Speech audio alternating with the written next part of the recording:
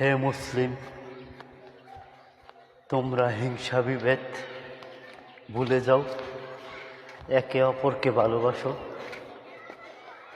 এটাই ইসলামের নিয়ম। আর যদি অন্য পথে চলো তাহলে তোমাদের দুঃখের সীমা থাকবে না।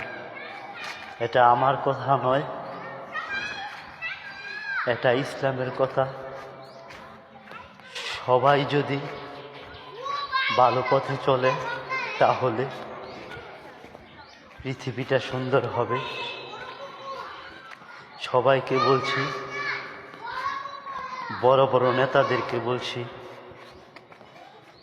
সবাই ভালোভাবে দেশ চালান, যুদ্ধ বন্ধ করুন।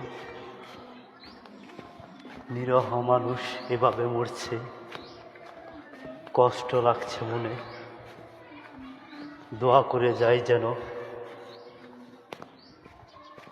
এই যুদ্ধ বন্ধ হয়।